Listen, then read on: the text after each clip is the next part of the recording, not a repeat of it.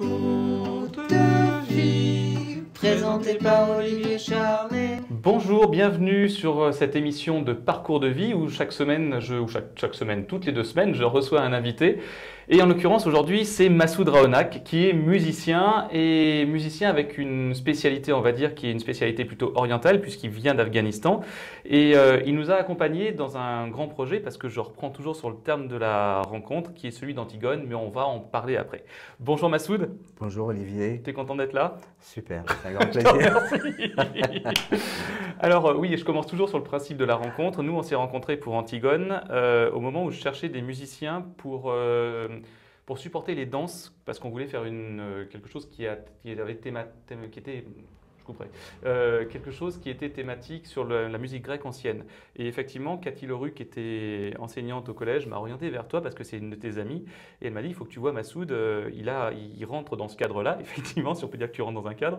Et donc, on s'est rencontrés et tu m'as montré comment tu jouais. Et on s'est servi de tout ça pour que tu puisses jouer. En plus, c'était en période Covid, c'était l'enfer, c'était les premiers retours justement sur scène. Et ça m'a tellement fait plaisir de vous voir jouer, mais vraiment, c'était viscéralement, j'étais très heureux. Et surtout que tu prennes part à ce projet. Mais ça, c'est une petite part de ta grande existence qui est dédiée au théâtre et à la musique, mais on va y revenir. Et toi, justement, c'est ce moment-là, en fait, où on s'est rencontrés et où tu as pu m'expliquer tout ce que tu faisais, tout ce que tu avais fait.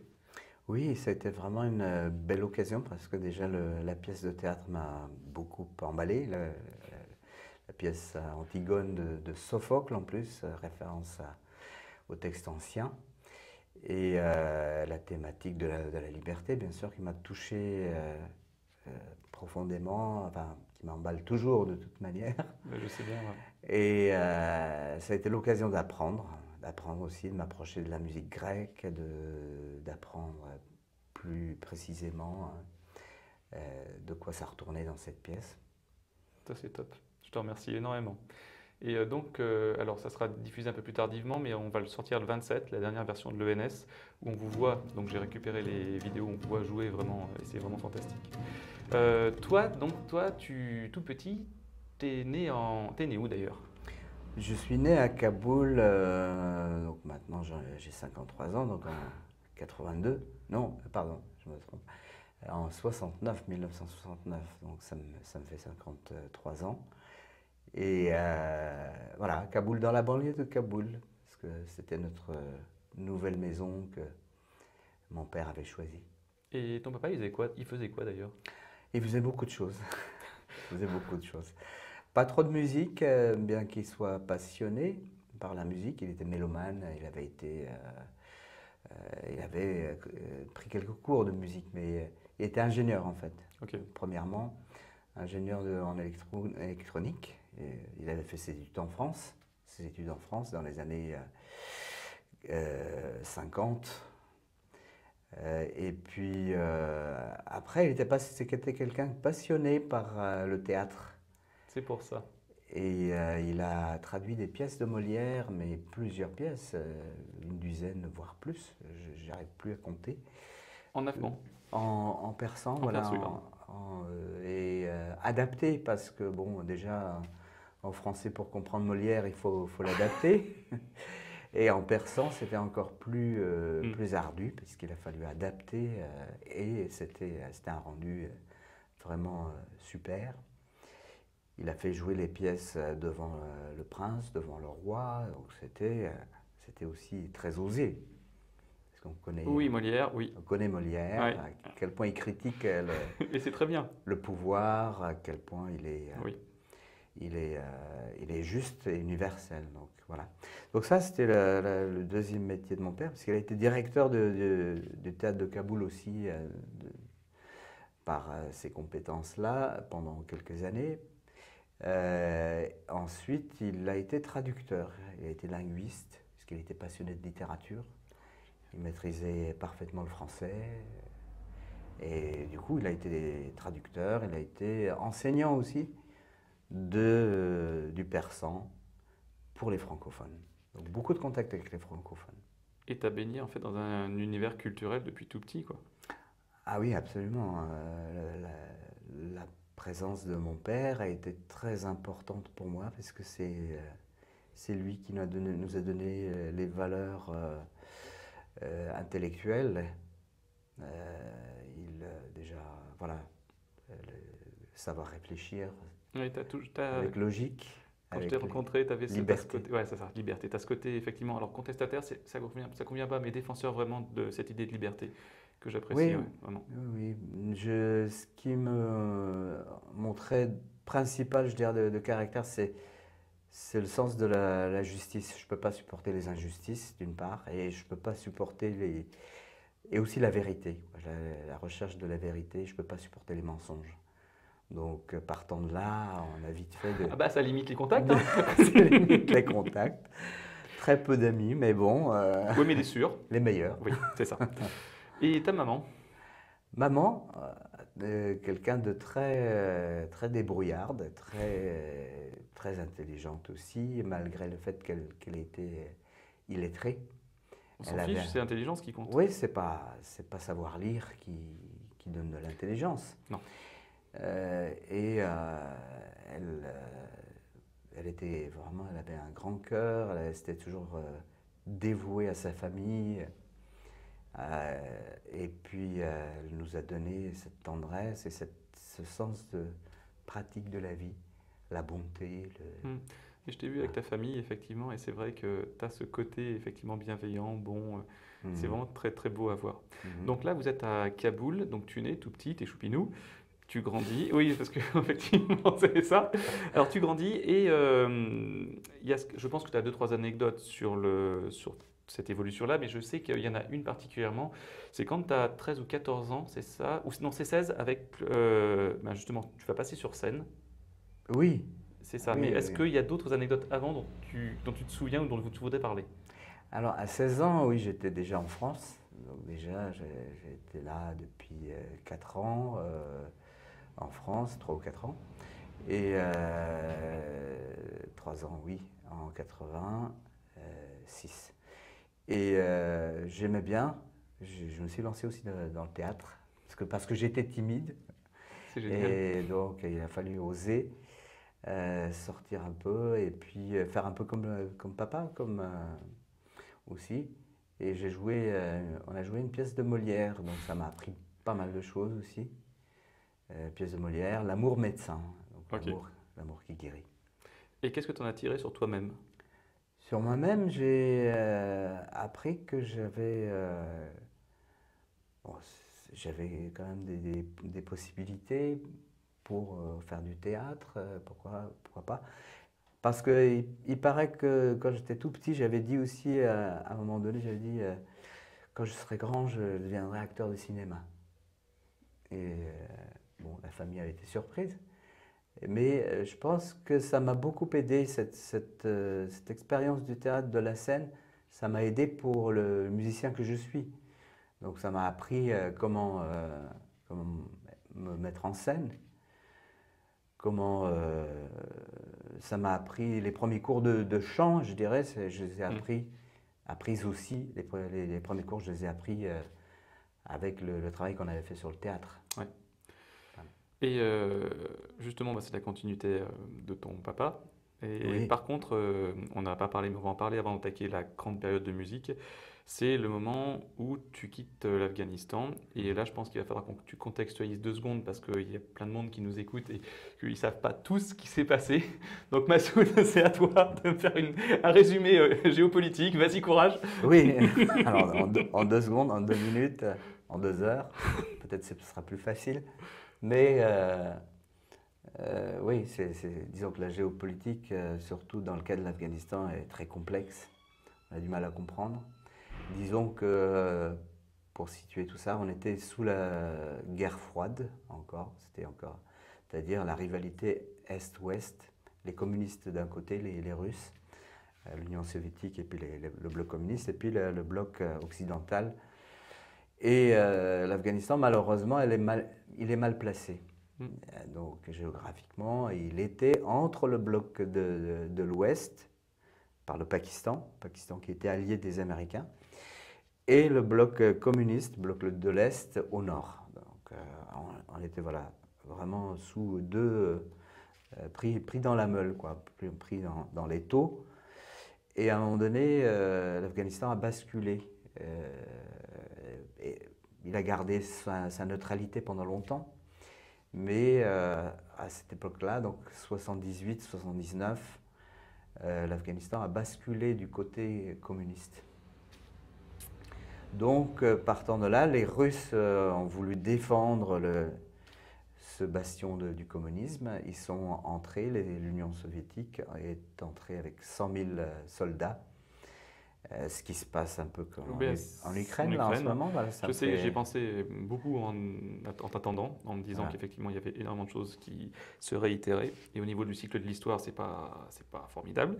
Voilà. Donc on a subi cette invasion soviétique. Mais bon, ben voilà, tout se détériorait du coup, puisque un pays sous occupation subit beaucoup de dégâts. Et mon père, il a vu ça très très vite.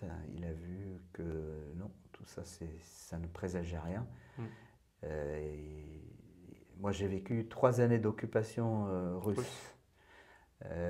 Et l'éducation était en train de s'effondrer. Donc mon père a dit il faut partir. Donc on est parti. Par étapes, mes 2 grandes sœurs, ensuite nous, ensuite mon Vous avez pu partir, frère. Ça vous a pas été freiné dans le départ? On a eu pas mal de complications, bien sûr, parce que déjà on ne pouvait pas tous partir. Alors mon père, puis c'était une question d'argent aussi. Oui. Mon père a pallié aux urgences, donc d'abord mes 2 sœurs qui étaient universitaires, qui étaient en danger, donc il les a envoyées. Ensuite, ça a été nous. Puisque lui-même, mon père, était aussi suivi, surveillé par la police politique, par le KGB ou le FSB aujourd'hui. KGB, voilà. Donc il était en danger aussi. Donc bon, il a réussi à nous mettre hors de danger. Ensuite, ça a été mon frère. Il est quand même retourné. Mon père est retourné tout de suite. Pour essayer de sortir mon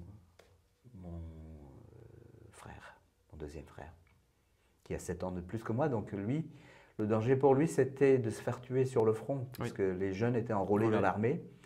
Donc on allait se battre contre la résistance. Donc malgré nous, on pouvait se faire tuer sur le front. Donc ça a été terrible pour mon frère parce qu'il s'est retrouvé quand même 3 ans bloqué. Et voilà. Mais c'était assez compliqué. Ça n'a pas été pour nous des plus compliqués. Il y a eu des histoires plus compliquées pour quitter le pays. Vraiment. Mes 2 sœurs ont dû partir en conteneurs, dans des conteneurs, fermés, avec des passeurs. Ouais. Et comment s'est passé ton accueil, enfin ton arrivée, ton accueil par les Français, enfin ton accueil en France et tout ça? En France, ça a été super. Hein. C'était presque royal puisque on a été accueillis chez l'ambassadeur d'Afghanistan, enfin l'ex-ambassadeur d'Afghanistan à Paris. On a été accueillis chez un ami qui était cinéaste donc, dans le 16e arrondissement. Donc on a passé plusieurs semaines chez lui. Je faisais du skateboard sur les toits, au 12e ou 13e étage, je ne sais plus. Et tout ça c'est grâce à mon père, puisqu'il avait des relations avec les Français, les amis français, mais il connaissait des ministres, il connaissait des ambassadeurs, il connaissait plein de gens. Voilà. Ce qui effectivement t'a bien servi pour intégrer correctement. Et donc là-dessus, tu es scolarisé dans quel collège, dans quel lycée quand tu arrives? Alors, j'ai été aidé par un des amis de mon père, qui s'appelait Monsieur Dailly, qui m'a conseillé de venir à Dessines-Charpieu. Eh oui. Collège Charlie Chaplin. C'est ça. Et du coup, Voilà, il y avait une classe d'adaptation. Mm. Il fallait quand même que je fasse 3/4 d'heure de trajet, 1 heure de trajet.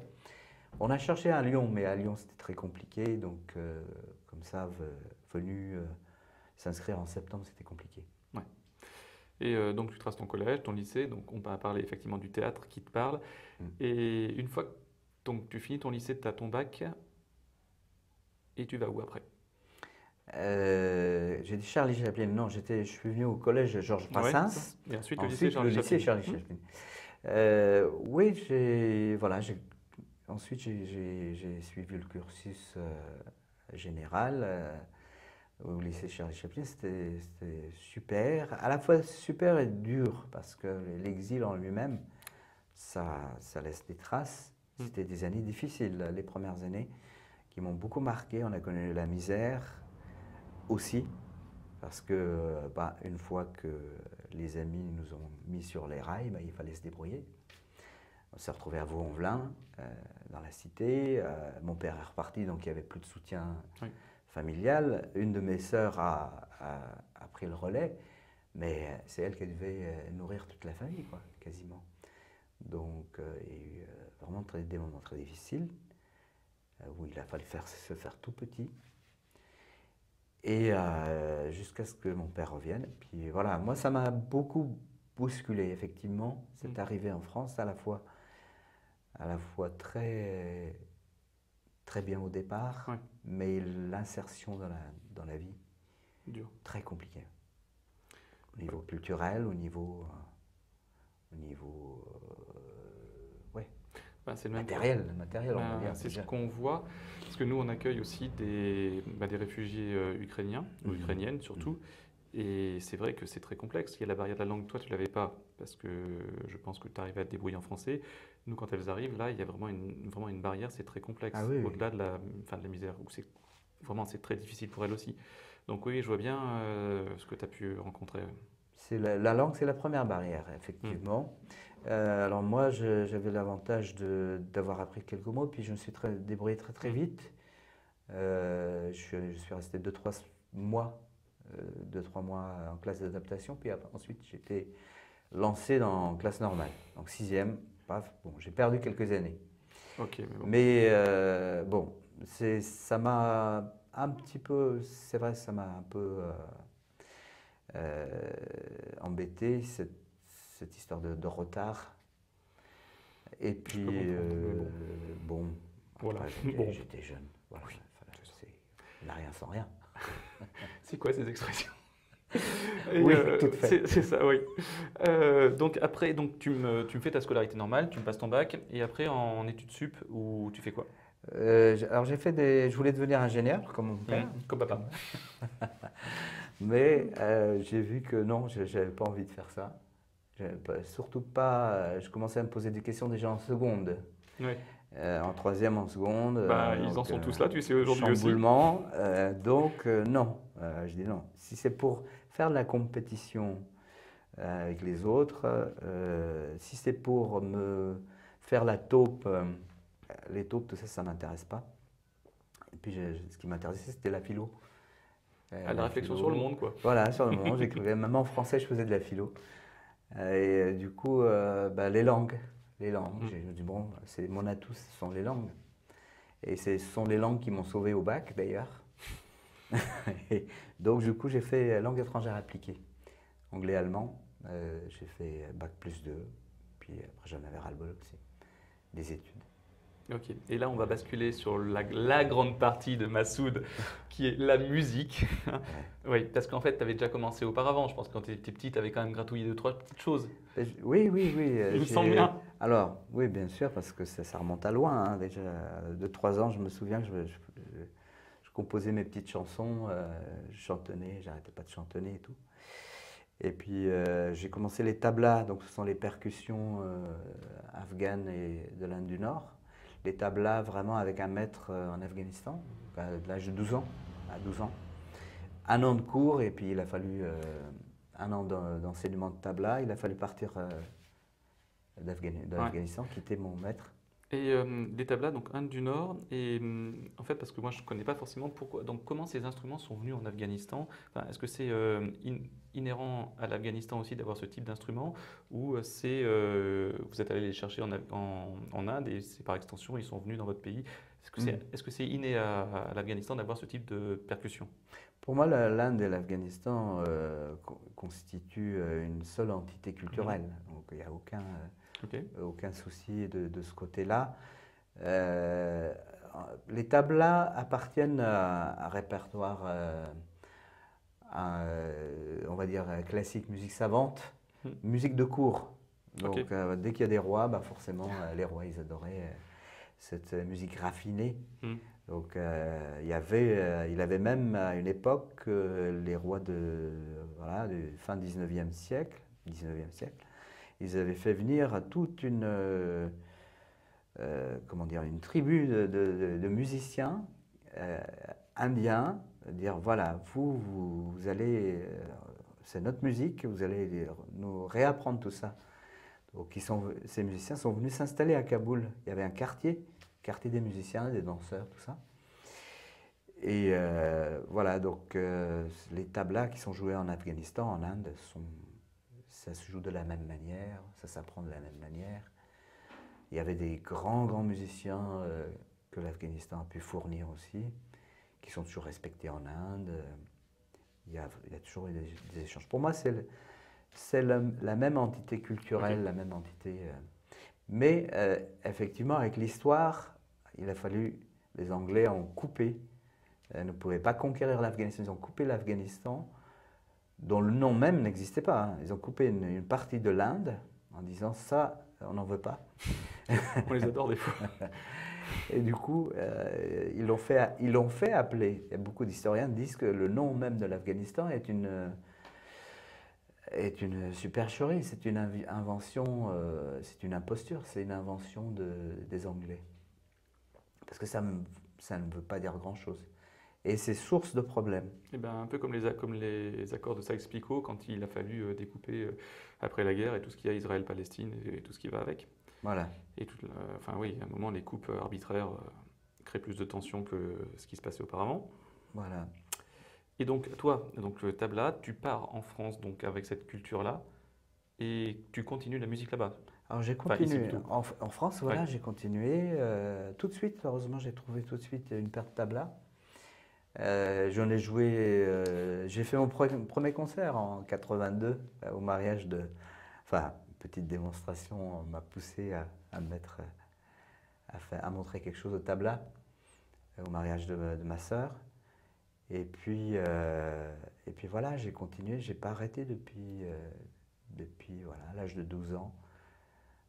Et bien avant, parce que je touchais à l'harmonium, à d'autres instruments. Alors, l'harmonium, c'est ce que tu nous as amené? L'harmonium, voilà, c'est un instrument d'invention française, mais qui a été adopté en Inde et en Afghanistan. Donc c'est un instrument facile pour s'accompagner, pour chanter, On fera une démonstration tout à l'heure, de toute façon, je sais. avec plaisir. Et donc tu poursuis et tu fais ce qu'on appelle un autodidacte ou tu prends des cours. Alors, arrivé en France, j'avais plus de professeurs, donc Mm. les musiciens qui étaient là n'étaient pas aptes à m'enseigner. Il y avait quelques musiciens amateurs à Lyon, heureusement. Et du coup, on a continué en tant qu'autodidacte, on a continué entre nous, avec les amis afghans. Ensuite, il y a mon frère qui est arrivé, donc ça m'a été d'une grande aide aussi parce que lui était passionné par la musique aussi. Et du coup, on a joué, on n'a pas arrêté de jouer, de faire de la musique. Ça nous a vraiment ancré, ça nous a soigné aussi par certains Oui. côtés, puisque l'identité culturelle allait vraiment se graver en nous. Alors oui, pour éviter qu'on se méprenne ou tout ça, toi tu es très bien intégré, tu as toujours choisi effectivement de t'intégrer, d'acquérir la culture, on va dire française puisque tu es là, mais c'est pas une volonté de faire du communautarisme, c'est vraiment parce que c'était un moyen de retrouver ta communauté, une partie, et c'est pas pour ça que tu nies le monde français. Parce que je me dis, oui, il peut y avoir des commentaires en disant oui, il a voulu rester avec les Afghans, mais en fait, c'est pas ça, ça me semble normal en fait.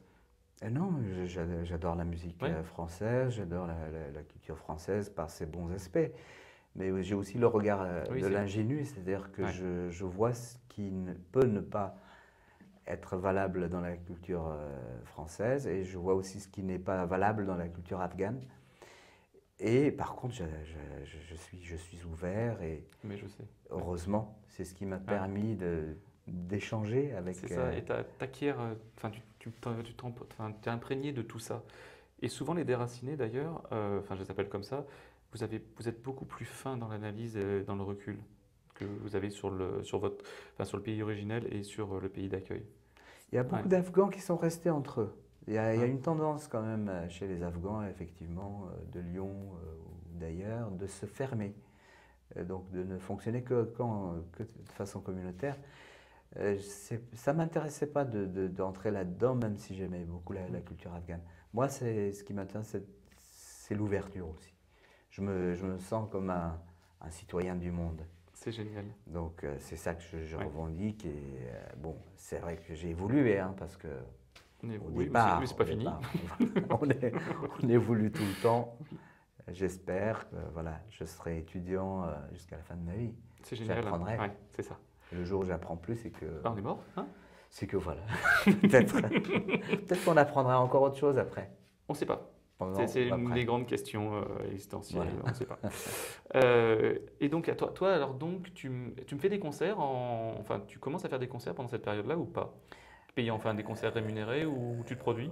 Plutôt un amateur, Ok. donc 82 par là, on est plutôt amateur jusqu'à, on va dire, jusqu'aux années 90. Ok. Qu'est-ce qui 90, te fait par là. basculer? Euh, alors à un moment donné, euh, j'ai un peu pris conscience que c'était une de mes vocations, c'était une vocation, la musique. C'était après mon service militaire même, je pense après 92, 93. J'ai dû faire mon service militaire en France puisque je me suis fait naturaliser. Euh, et je me suis dit, mais non, mais c'est ça ma vocation. Il faut vraiment que je... Donc 18 ans enfin pas mal d'années autodidacte. Hmm. Et puis, oui, parce que je me suis senti vraiment musicien en 92, 93. Je me suis dit, non, on a quand même un acquis, il y a quand même quelque chose. Et ça m'intéresse, Ouais. ça me passionne. Ok. Et tu te lances? En 92, je me suis lancé, donc j'ai pu faire des concerts à Paris, voilà, à Lyon, qu'on a Bien. essayé d'organiser des soirées par nous. Hmm. On s'est dit, bon, si on a quelque chose à proposer, on peut avoir un public donc, aussi. Et aussi le public français. Ça m'intéressait aussi de savoir si notre musique touchait aussi euh, un public étranger, on va dire, voilà, occidental, Oui. étranger pour nous, en dehors de l'Afghanistan, quoi. Et alors? Et ça a été une grande révélation en 93, effectivement. Je me suis dit, ah, c'est magnifique. Et les gens, ils vibrent aussi. Ils vibrent aussi à ce qu'on propose. Si c'est quelque chose de qualité, bien sûr. Oui. Il ne faut pas que ce soit creux non plus. C'est top. Vraiment, c'est top. Et donc, toi, tu es polyinstrumentiste. C'est-à-dire qu'on a parlé tabla, on a parlé harmonium, mais en fait, tu maîtrises aussi d'autres instruments, dont ce grand instrument à cordes. Oui, la tempura. Ouais, La c'est ça. tempura, ouais. Et est-ce que c'est naturel, enfin, est-ce que c'est facile pour toi de basculer d'un instrument à un autre? Comment ça s'est passé? Je sais que tu es très curieux de toute façon. Oui, Donc je pense que tu es allé vers ces instruments pour tous les tester et tout ça, mais oui, l'apprentissage d'un instrument est parfois vraiment très différent d'un autre, hein, de toute façon. tout à fait. Bah, j'ai touché à beaucoup d'instruments. À un moment Mm. donné, il a fallu que je me calme. Je me suis dit non, c'est pas possible que je joue de la flûte, que je joue de la guitare, que je joue de l'harmonium, que je puisse jouer des tablas, et que, en plus que je travaille ma voix. Donc ça fait trop de choses. Non, je vais me limiter voilà, au tabla, harmonium, chant. Et j'ai toujours, voilà. Mais la tempura, c'est plutôt facile parce que c'est un instrument euh, enfin, qui ne fait pas de mélodie. C'est pas un instrument mélodique, c'est un instrument de bourdon. Donc on la joue toujours de la même manière. Quoi qu'il y a des finesses quand même à apprendre. Et moi, pour moi, c'était vraiment un instrument magnifique parce que dans mon enfance, j'avais été bercé par les plus grands maîtres, enfin par la voix, par la musique des plus grands maîtres de musique, des maîtres de l'Inde, des maîtres de l'Afghanistan. Et la tempora, c'est la voix de la musique savante, musique vraiment raffinée, musique savante, ce qu'on appelle musique classique en Inde. C'est une musique voilà, travaillée, c'est une musique raffinée, plus que le populaire. C'est une musique très codifiée. C'est ça, c'est le côté de la codification. Ouais. Voilà, codifiée, avec des règles bien précises, avec une précision énorme. Donc moi, ça m'intéresse, cette perfection aussi dans la musique. Je peux comprendre. Voilà. Ouais. Donc j'ai été sage, donc je me suis limité déjà. Et puis, heureusement, je me dis. Ok, et alors je pense que tu as 2-3 anecdotes parce que tu as dû faire des tournées à un moment, tu as dû beaucoup voyager, je pense. Là, tu es toujours à Lyon, enfin, Dessines à ce moment-là, ou tu as déjà déménagé? Alors, Vaux-en-Velin, oui, je suis resté à Vaux-en-Velin, voilà. Pour ma scolarité, c'était Dessines. Oui. Et puis, j'y suis resté 14 ans. Et ensuite, en fait, après le service militaire, j'ai eu la chance de me lancer vers autre chose, parce que j'en avais assez des études. Je me suis dit, je vais créer une entreprise. Je suis créateur d'entreprise. Parce que mon premier patron, je l'ai licencié très très vite. Je ne l'avais pas supporté d'être traité comme un chiffon, tout ça. Donc voilà, je dis non, moi je vais créer mon entreprise. Et j'étais dans cette idée de création d'entreprise. J'en ai créé plusieurs. Première avec échoué, avec échec. Ensuite, j'ai réussi à monter un restaurant avec ma sœur aux États-Unis, du coup. Oh, wow, donc tu as fait le grand écart entre la musique et l'entreprise.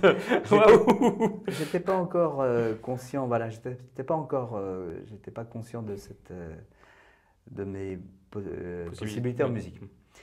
Donc, d'abord, j'ai créateur d'entreprise, voilà. Monté un restaurant là-bas. Après, quand je suis venu ici, j'ai pensé qu'est-ce que je pourrais faire. Donc, on a monté un salon de thé associatif. Ça a été vraiment une époque magnifique. Et une fois que j'ai gagné de l'argent, j'ai dit non, ça ne m'intéresse pas. J'adore. C'est pas ça qui m'intéresse. Mais tu as dû rencontrer énormément de monde aux États-Unis avec ce salon de thé.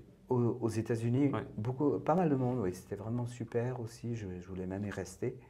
Mais la législation américaine est très compliquée.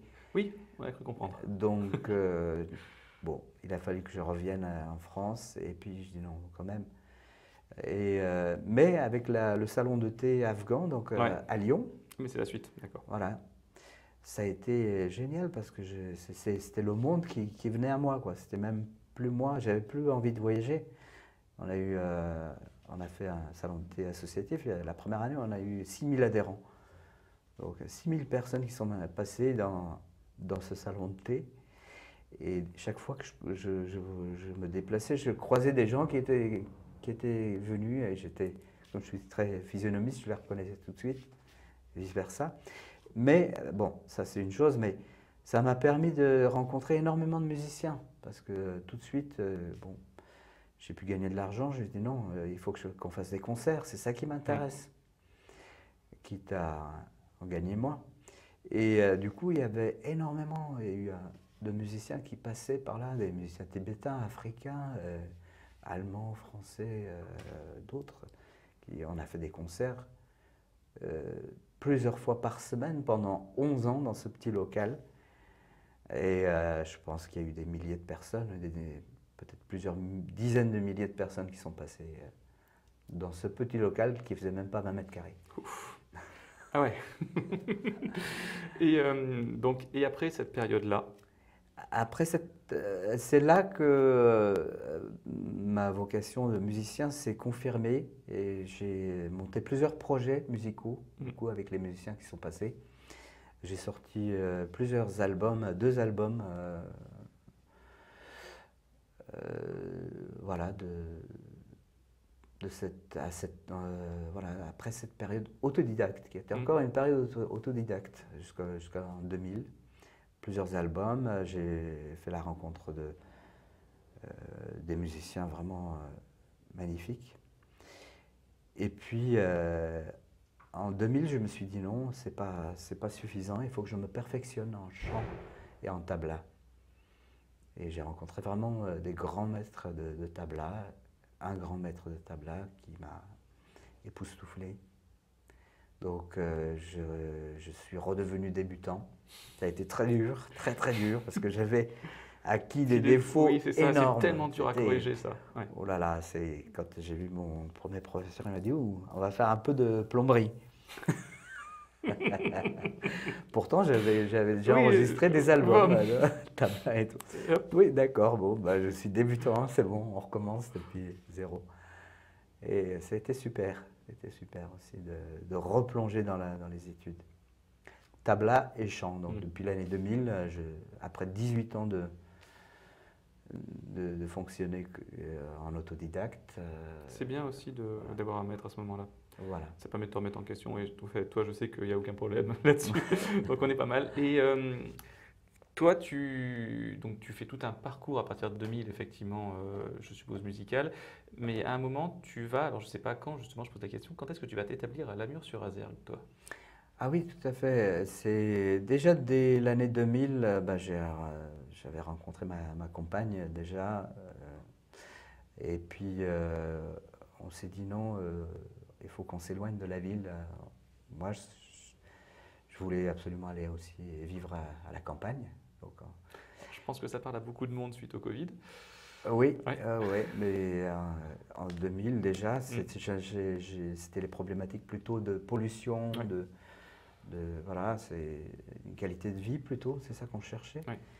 Et puis on s'est dit, et puis notre projet a évolué, du coup ça nous a pris 10 ans pour faire mûrir ce projet. Et en 2010, on a pu trouver ce qui nous correspondait, c'est-à-dire faire construire, trouver un terrain, faire construire. Et puis, du coup, j'ai passé pas mal de temps sur les chantiers. C'est pour ça qu'on te surnomme le compagnon? Oui, j'ai dû faire. J'ai dû devenir un maître d'œuvre. J'ai dessiné les plans de la maison. J'ai fait l'architecte, maître d'œuvre. Manœuvre. Maçon, manœuvre. J'ai passé 3 mois dans les chantiers, etc. Et fort heureusement, parce que sinon, j'aurais pas pu m'installer comme ça. Et puis en même temps, voilà, je gérais ce salon de thé. Et puis en même temps, il y avait la musique, etc. Donc en 2012, ça faisait trop. Ça faisait trop. Donc j'ai arrêté ce salon de thé déjà. Donc 2010, installation à la campagne. 2012, ça a précipité l'arrêt d'autres activités pour me consacrer uniquement à la musique et au chantier. Je t'adore. Voilà, bricolage. Oui, charpente, comme on t'a vu sur l'échelle. J'aime beaucoup, je me réclame aussi de la secte des musiciens bricoleurs. C'est très bien. Voilà. Parce qu'en fait, ça, c'est un terme que le fils d'un ami musicien avait trouvé quand il était à l'école. Alors, on lui avait demandé, qu'est-ce qu'il fait ton père? Et il a dit, mon père, il est musicien bricoleur. Ah bon? Qu'est-ce qu'il fait? Parce que des fois, il fait un peu de maçonnerie, des fois, il fait de la musique. Des fois, son père, c'était Marc Loupuit.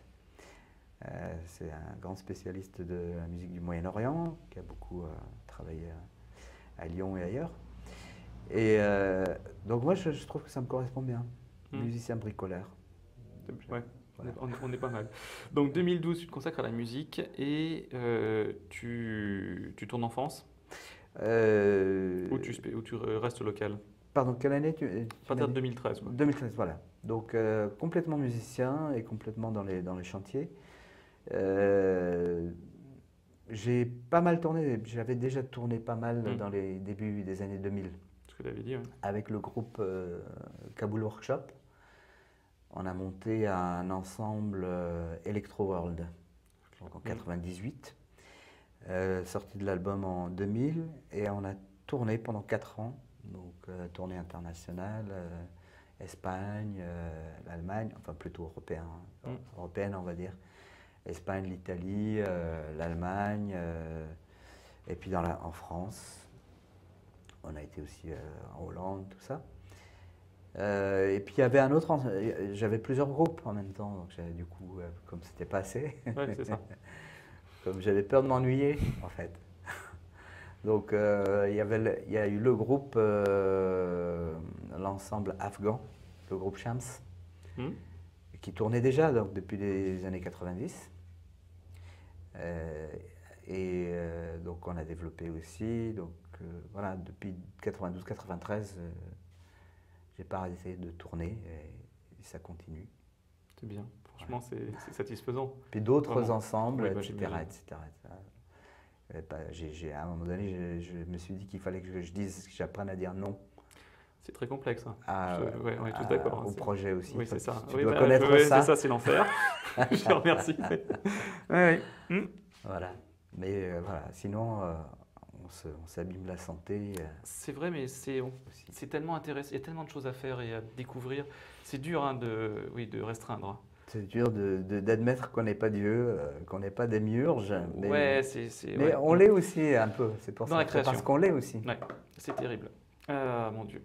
Il y a une part d'illimité en nous qui nous appelle vers l'illimité. Ouais. Donc, mais on est rappelé immédiatement par l'humanité, par notre côté humain, l'homme. Voilà. Le concret. Ah oui, le concret, effectivement. Ouais.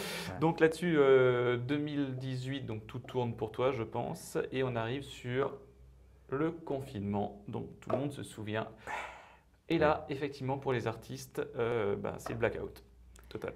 Oui. Et là, dur. Très très dur, très très dur et très...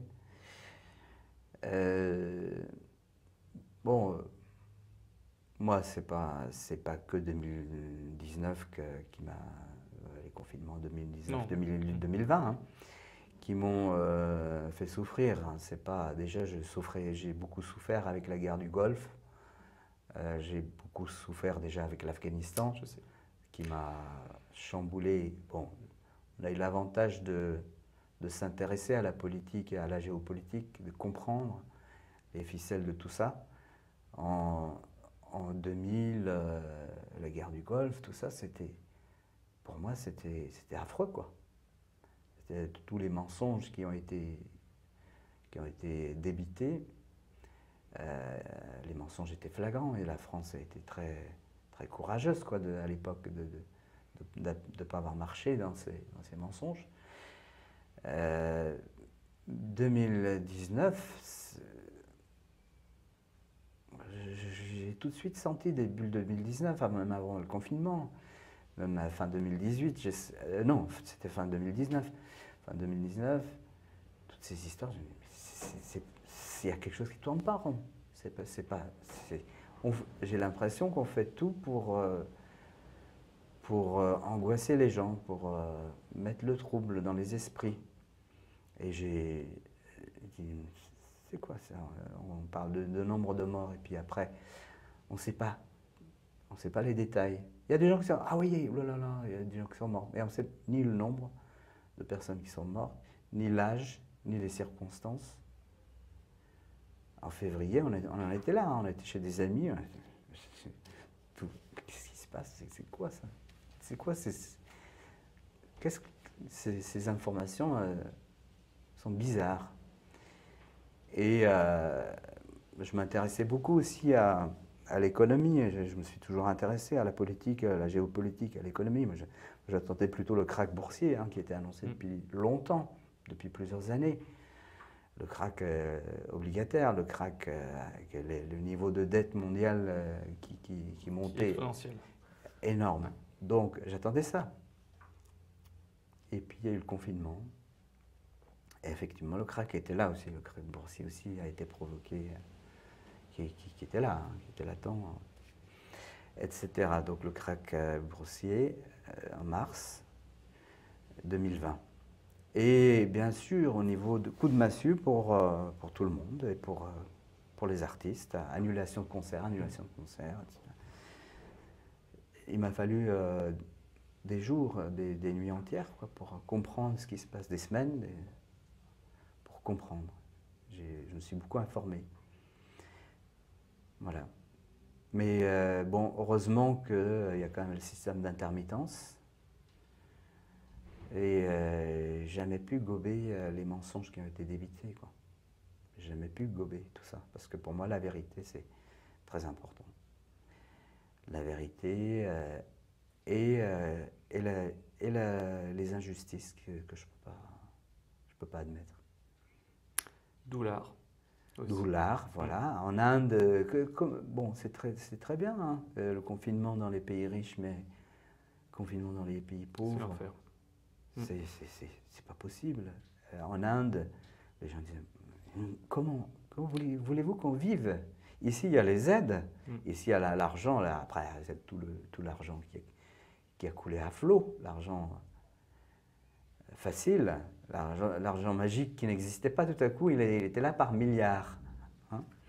Donc, tout le monde a fermé sa bouche, bien sûr, parce que l'argent coulait à flot, quoi qu'il en coûte. Et ça, c'est faisable dans les pays ultra riches dans lesquels on vit, dans lesquels je vis. C'est pas possible dans les pays pauvres. On l'a vu. En Inde et dans d'autres pays, mais c'est affreux. Et puis on a fait ça, voilà, bref. Donc il y a eu cette période-là, mais bon, je dirais que ça ne m'a pas empêché d'être libre. Ça ne m'a pas empêché d'être libre, ça ne m'a pas empêché de chanter, ça ne m'a pas empêché de donner mes cours de musique, ça ne m'a pas empêché de me déplacer. Parce que c'était en même temps. Ben, de toute façon, tu es venu sur Antigone aussi, donc c'était très débile de se faire des auto-attestations, hein, comme il a fait. Je pense que c'est Labajon qui avait fait ce sketch. Ah, bah, j'ai une attestation là de 9h à 10h. Après, j'ai une attestation de 10h à 11h. C'est magnifique. Voilà. Donc, on a un peu rigolé amèrement. Oui, amèrement. Et moi, j'étais content de vous avoir, parce que c'était difficile pour tout le monde quand même, pour la privation de liberté. Et c'est vrai, je me souviens à la générale, je crois, d'Antigone, où vous étiez là, je me souviens pleurer, enfin, en disant que c'était le retour justement à une certaine liberté, à une certaine possibilité de création et de vous entendre. C'était tellement difficile, justement, cette absence, que ouais, ça avait été merveilleux de vous voir en tant qu'artiste revenir à la création après un an que vous avez été sur scène en fait. Et toute vie culturelle, hormis celle qui a été prolixe en fait sur Internet, parce que heureusement il y avait les réseaux qui ont permis de contourner, mais la présence en fait manquait énormément. Oui, c'est vrai que revenir sur scène, c'était... J'ai fait quelques affreux concerts à distance, mais c'est tellement froid, c'est tellement c'est pas possible. glaçant. On est devant un écran, on est devant des machines, et on ne sait pas à qui on parle, on ne sait pas si quelqu'un écoute ou voilà. Bref, mais en fait, c'est super qu'il y ait vraiment des gens courageux comme ce que tu as fait, ce que vous avez fait au collège, de maintenir le cap. Ça, on l'a fait en 2021, il me semble, non? Comment? Ça a été en 2021, finalement. 2021, c'est ça. Ou 2020 non, 21. 21, c'est ça, puisque la dernière qu'on a donnée, c'était en 22, là, l'ENS. Voilà. Donc ouais, c'était fin 2021, et on a eu juste cette petite fenêtre de tir là qui était fin mai. Mais on était tous au bout, parce que c'était vraiment un objectif extrêmement essentiel. Ça a tenu d'ailleurs nos élèves, hein, vraiment, mais ça les a tenus psychologiquement. D'avoir cet objectif et de vouloir travailler en tant que musicien, d'avoir tout ce groupe justement d'art qui permettait de sortir un peu. Tu me parlais de musique tout à l'heure comme élément salvateur, mais c'est vrai que c'était une art-thérapie totale, ce truc-là. Et toi, tu la pratiques naturellement tout le temps et tu transmets et tu donnes du bonheur aux gens. C'est le même principe de toute façon. Oui, l'art, heureusement que l'art est là, heureusement que la folie est là. Moi, j'aime beaucoup les paroles d'un philosophe contemporain afghan qui avait dit tant qu'il y a des sages et des fous, le monde n'est pas perdu. Et le sage, pour maintenir la connaissance et le fou pour la divulguer. Et je trouve que c'est magnifique, on a besoin de sages et de fous pour maintenir cette liberté, cette vie qui est encore là.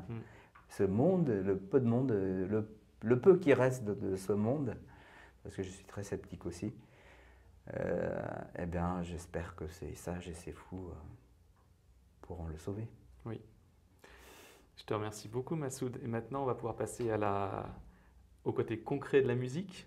Oui. Où tu vas faire... D'ailleurs, tu vas faire quoi? Chanter. Ouais, chanter avec l'harmonium. Avec l'harmonium. Ok. Alors, je sais pas ce que je vais chanter parce qu'il y a des perles vraiment musicales en personne, il y en a énormément. Hein. Mais bon, je sais pas. Je vais voir l'inspiration. Ça marche.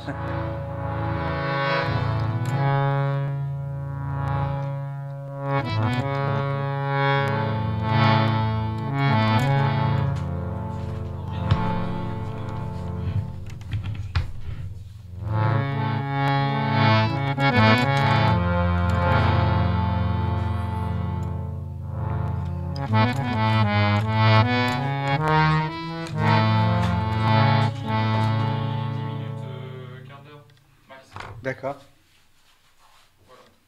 Un morceau? Ouais. En un quart d'heure? Ouais, c'est le max. D'accord. Ou plusieurs en un quart d'heure. Tu fais comme tu l'entends. Plusieurs, ça peut être pas mal pour avoir une variété. Oui. Si tu veux, moi, je dis... Surveille quand même. Oui. T'es prêt? Clément, tu donnes? On peut y aller?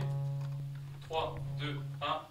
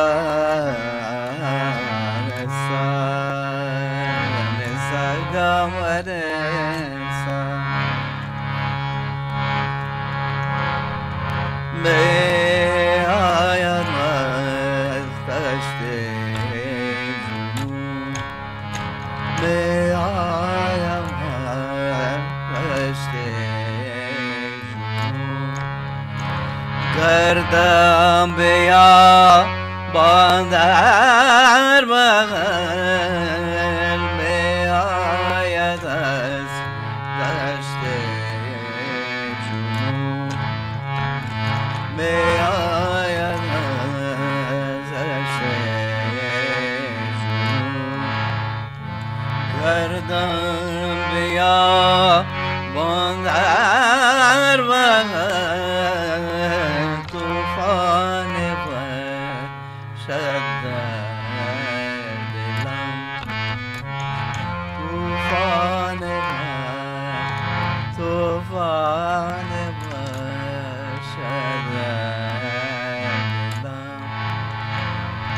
Mauce beya bandar del mauce khazan bandar del tufan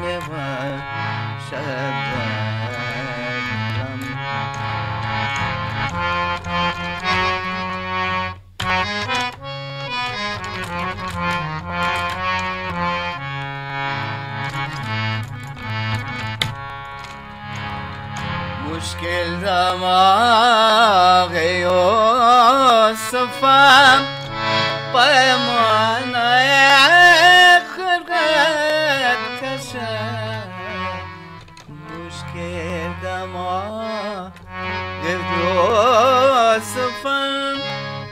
پیمانه کرد کشد گیرد سلی خایش ببر گیرد سلی خایش ببر یا پیر کل آن در بغل گیرد سلی خایش ببر یا پیر کل آن در بغل طوفان و شد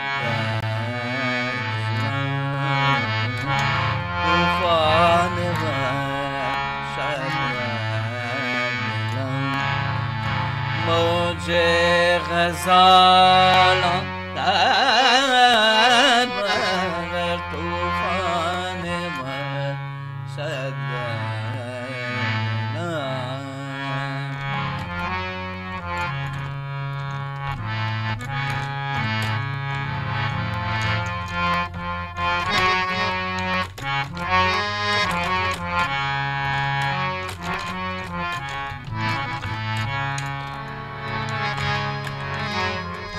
بدل بين الفنون طاق ببازار الجنون بدل بين الفنون طاق ببازار الجنون خواهد بيدن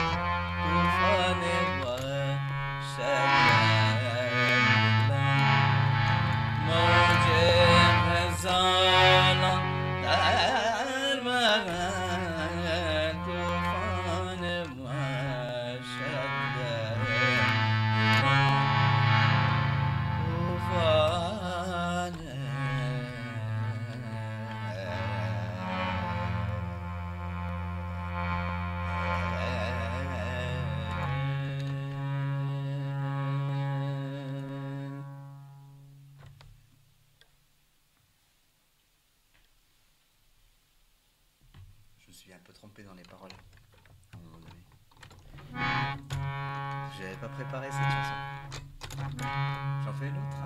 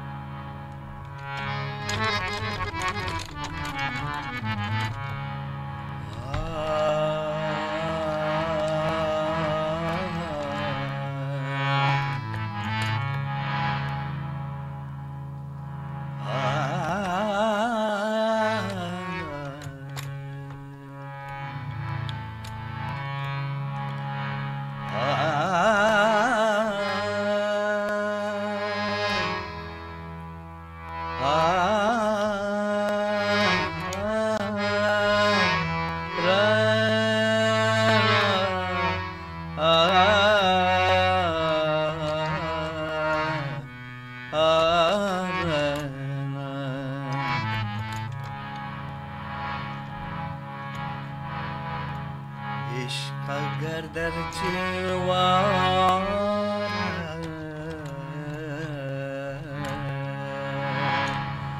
عشق اگر در جلوان پرتو مغرور را پرتو مغرور را عشق اگر در جلوان پرتو مغرور را پرتو turra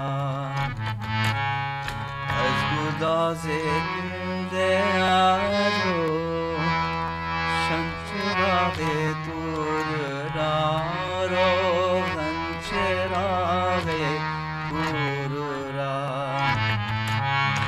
ishqagar jelwar partave madura partave madura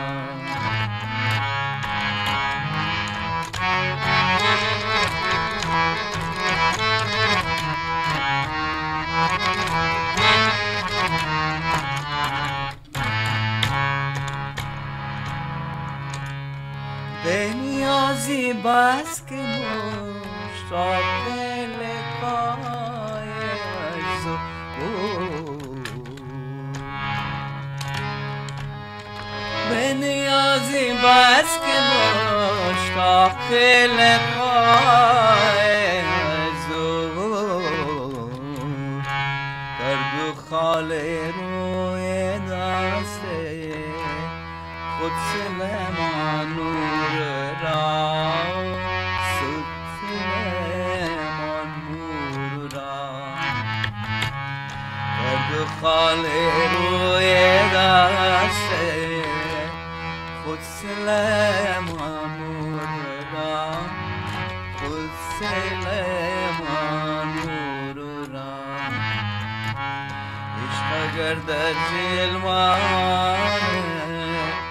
partave madurna partave madurna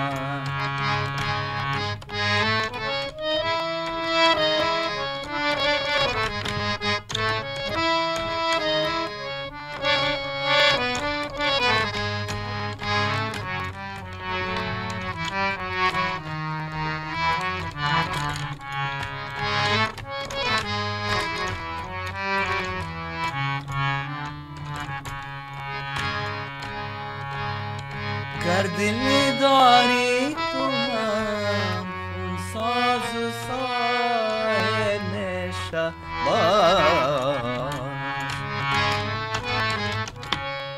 گر دل داری تو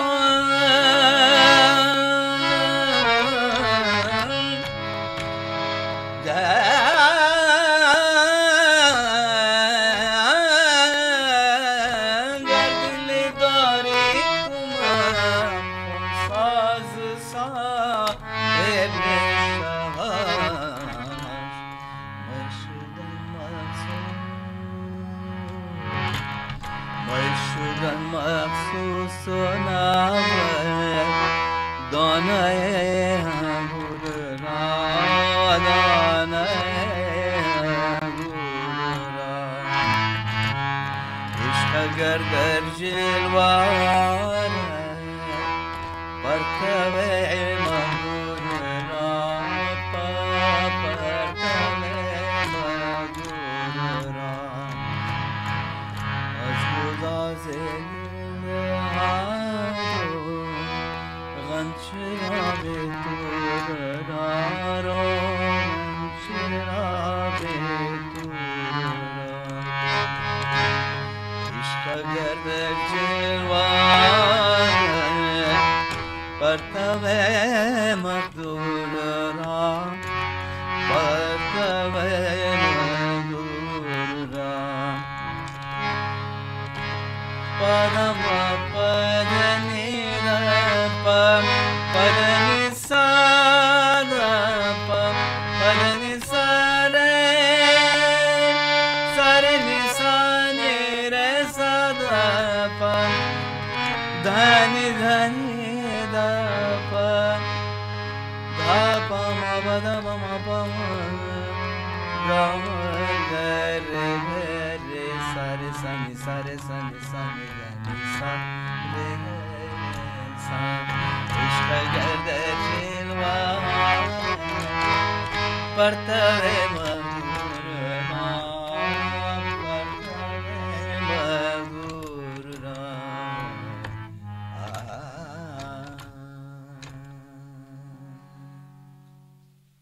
Merci.